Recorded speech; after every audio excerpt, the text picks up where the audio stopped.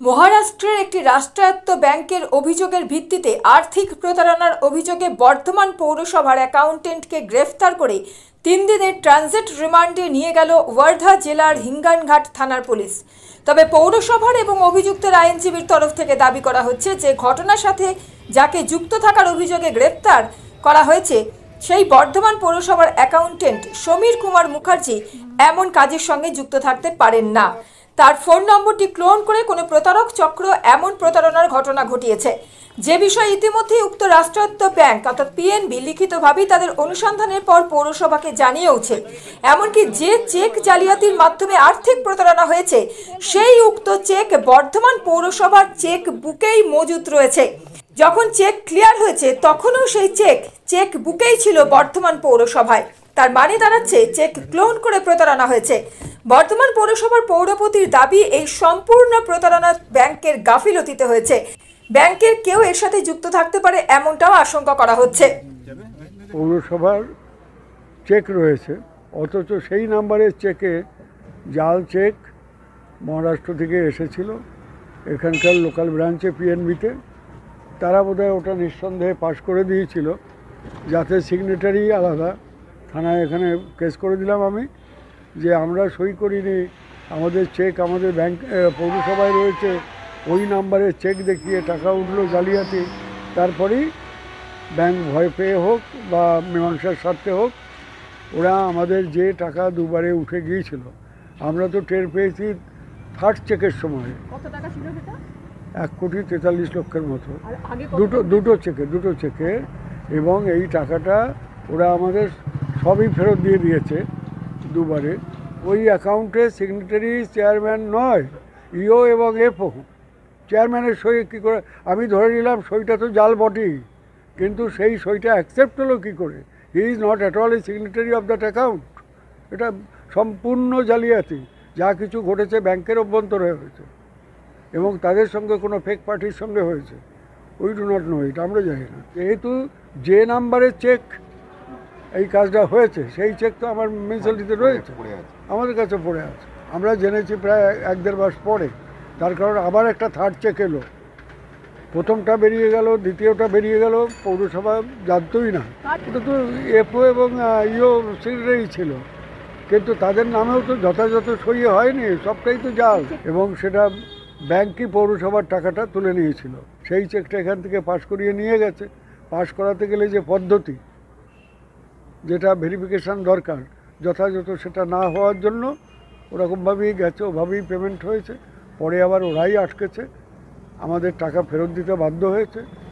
কিন্তু হলো কি, আমাদের যে লোকটা দায়িত্বপ্রাপ্ত ছিল ব্যাংকে লেনদেনের ক্ষেত্রে, যার ফোন নাম্বারটা ওখানে দেয়া ছিল, সেই লোকের সম্বন্ধে ওদের ধারণা যে ভেরিফিকেশানের জন্য একে বলা হয়েছিল, but he did not do that.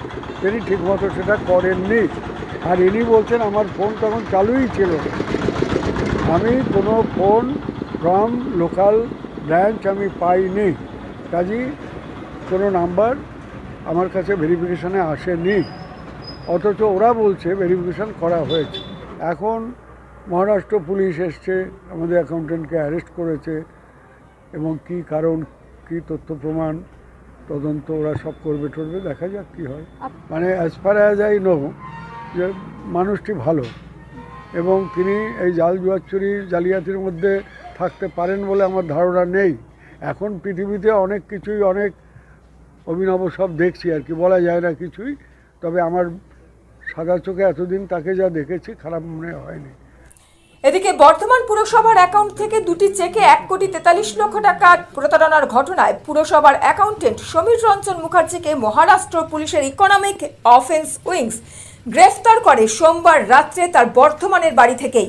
মঙ্গলবার তাকে ট্রানজিট রিমান্ডের জন্য বর্ধমান আদালতে পেশ করা হয়।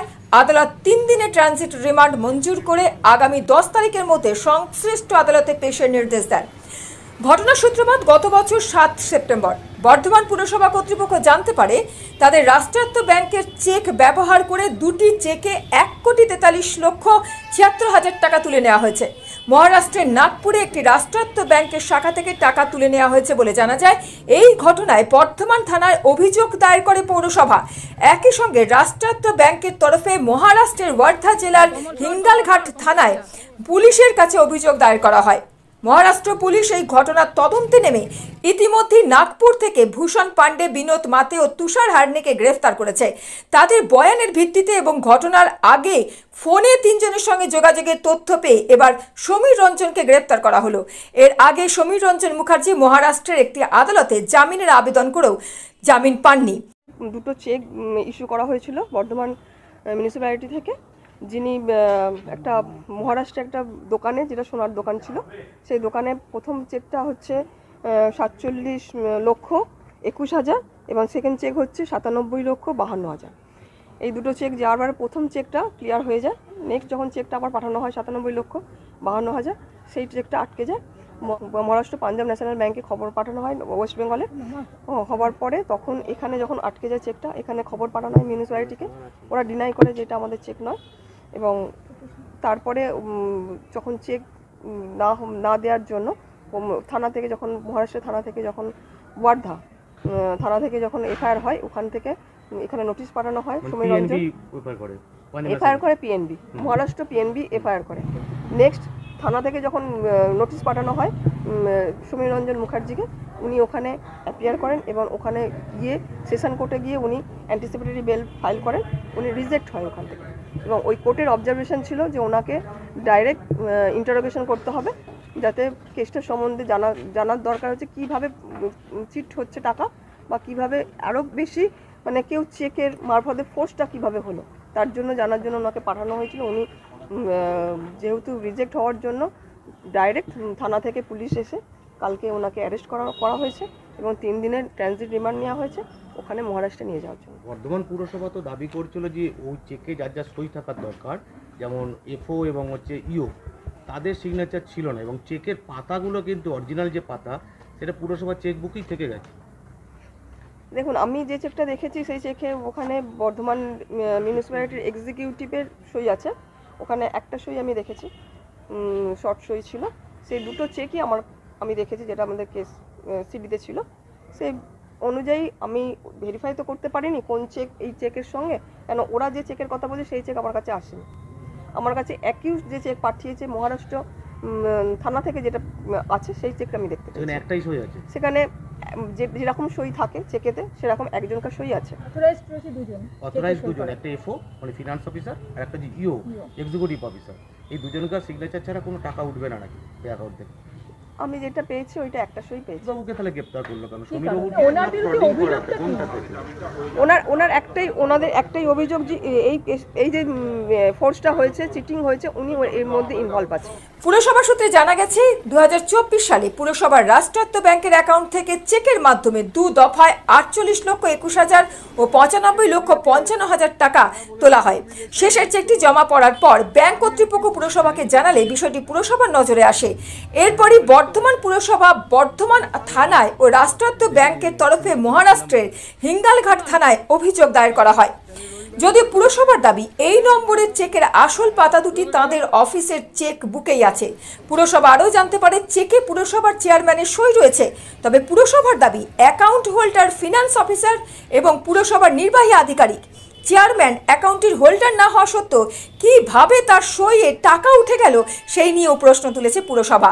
আরও দাবি অ্যাকাউন্টে সমীর রঞ্জন মুখার্জির ফোন নম্বর থাকলেও তার কাছে কোনো ফোন বা টাকা উঠে যাওয়ার পর কোনো SMS আসেনি। এরপর ব্যাংক বর্ধমান পুরসভাকে ওই টাকা ফিরিয়ে দেয়।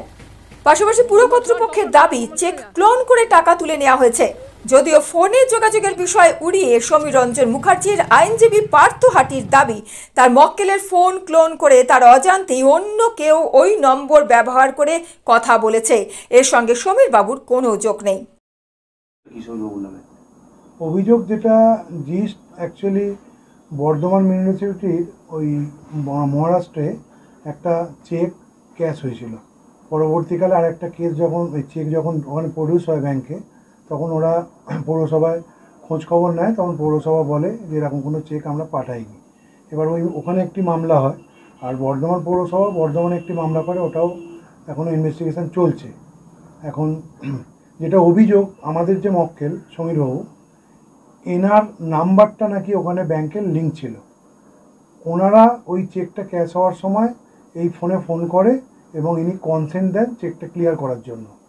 কিন্তু আমরা মক্কেলের সঙ্গে যা জেনেছি কথাবার্তায়, আমরা আশা করছি যে ওনার ফোনটা ক্লোন হয়েছিল, ক্লোন হয়ে অন্য কেউ ওই নাম্বারটা ইউজ করে, হয়তো সম্মতি যদি দিয়ে থাকে সেই ব্যক্তি দিয়েছে, ইনি এর সঙ্গে কোনোভাবেই জড়িত নন। এবং পরবর্তীকালে পিএনবি, ওখানে পিএনবি অভিযোগ করলো আমাদের যেখানে মাদার অ্যাকাউন্ট বর্ধমানে, সেই পিএনবি পৌরসভাকে অলরেডি চিঠি করে বলে দিয়েছে যে অ্যাকাউন্টটা ক্লোন হতে পারে, পৌরসভার কোনো দোষ নেই, এবং এই যে অ্যামাউন্টটা চলে গিয়েছিল টোটাল অ্যামাউন্টটাই পৌরসভাকে আবার রিফান্ড করে দিয়েছে। কত টাকা? ওটা 95 লাখ টাকা, 95 লক্ষ। মানে পৌরসভা করছে, ওখানকার পুলিশ ইকোনমিক অফেন্স করছে। আমরা ওদের অফিসারকে বললাম, ওনারাও এতটা হয়তো ভালো করে জানতো না। প্লাস পিএনবি যে পৌরসভাকে চিঠি করেছে এটা ওনাদের নলেজেই ছিল না। আজকে আমরা ওনাদের অফিসারদের জানালাম, এবার ওনারা ইনভেস্টিগেশন করে দেখুক। আশা করি ইনভেস্টিগেশন হলে এটাই বেরোবে যে ওই ফোন নাম্বারটা ক্লোন হয়েছিল, অন্য কোনো কালপিট আছে এর মধ্যে। এই ভদ্রলোক কোনোভাবেই জড়িত নয়। ওই যে চেকটা ক্যাশ হয়েছিল, যেটা ভাঙানো হয়েছিল, সেটা ডুপ্লিকেট চেক, সেম নাম্বারের চেক। কিন্তু মহারাষ্ট্র পুলিশ আরেকটাও দাবি করছে যে সমীর বাবুর সঙ্গে এর আগের যে 3 জন গ্রেপ্তার হয়েছে এই ঘটনাতে, তাদের সাথে এই ঘটনার আগে থাকতেই ফোনে যোগাযোগ ছিল।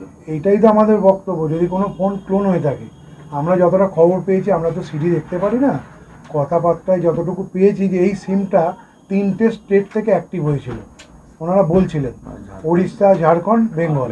তাহলে এই ভদ্রলোক বেঙ্গলে থাকে, ইনি উড়িষ্যা বা ঝাড়খণ্ডে থাকেন না।